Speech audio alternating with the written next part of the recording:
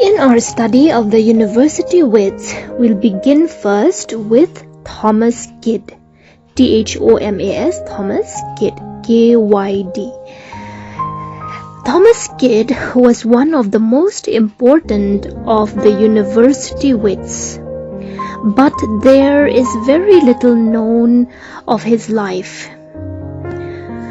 He was born in London. He was educated at Merchant Taylor's School, and he adopted a literary career. He came in touch with Christopher Marlowe and was encouraged in his writing of dramas. For a while, Thomas Kyd was imprisoned and tortured because of his blasphemous writings. Though he was afterwards released, Kyd soon died because of lack of funds.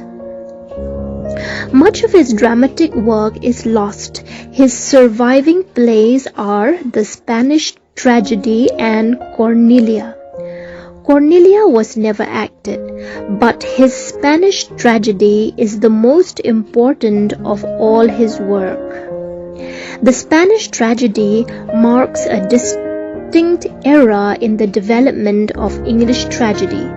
This play got immediate reputation after it was released. It completely captured the hearts of the late 16th century audiences, as well retained its popularity long into the 17th century.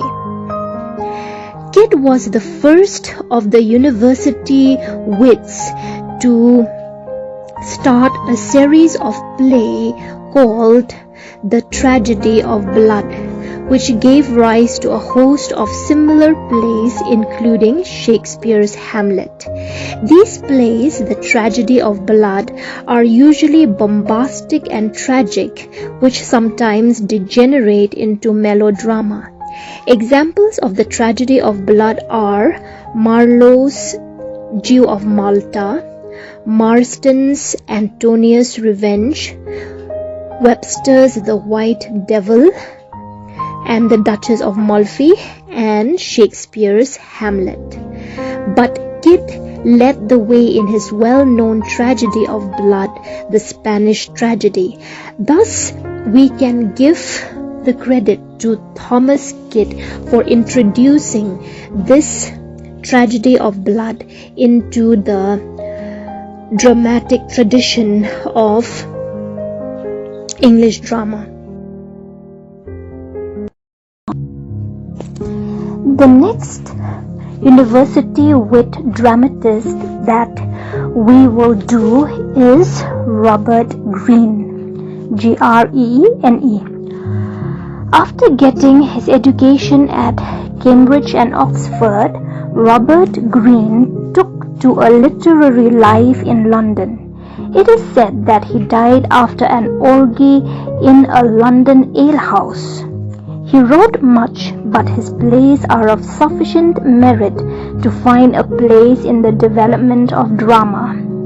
His plays are 4 in number: Alphonsus, Alphonsus, Alphonsus, King of Aragon, which is an imitation of Marlowe's Tamburlaine, Friar Bacon and Friar Bungay, which was easily his best drama and contained some fine representations of Elizabethan life. He also wrote Orlando Furioso, Orlando Furioso, Orlando Furioso, which was adapted from an English translation of Ariosto, capital Ariosto. And he also wrote The Scottish History of James IV, which was not a historical play but was founded on an imaginary incident in the life of the king.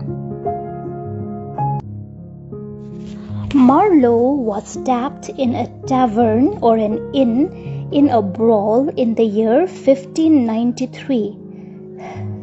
His dramatic career consists of 6 years, that is, from 1587 to 1593. During this brief period, he wrote 6 marvelous plays which reflect his zeal, passion, and fervor. Each drama revolves around a towering passion and fervor. For example, in Tamburlaine, capital Tamburlaine, Tamburlaine has the lust for empire and power. All the plays of Marlowe reveal him as the greatest discoverer, the most daring and inspired pioneer in all of English poetic literature. Christopher Marlowe was the writer of genuine blank verse. Moreover, his contribution to tragedy was praiseworthy.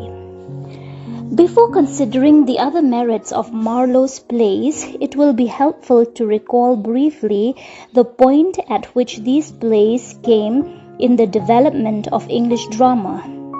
In 1576, just 11 years before the performance of Tamburlaine, the first permanent public theatre was built in London, and despite the continued opposition of the city authorities, other theatres were also being built.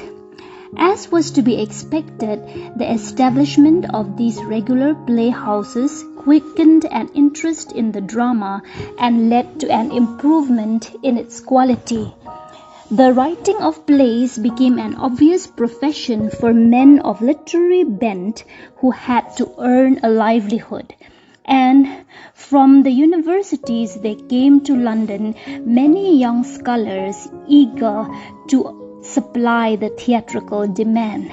These, the university wits as they have been called, were the first real fashioners of the Elizabethan drama, and of them Marlowe was immeasurably the greatest. It was he, more than any other, who helped to draw English drama from the old rut of morality and rambling interludes, and he set it firmly on the straight road of greatness. Marlowe himself had no doubts about his mission. As a young man of 23, he came forward and boldly made known his aim to redeem the drama from its past futility. There unquestionably sounds the new, wondrous music of Elizabethan drama.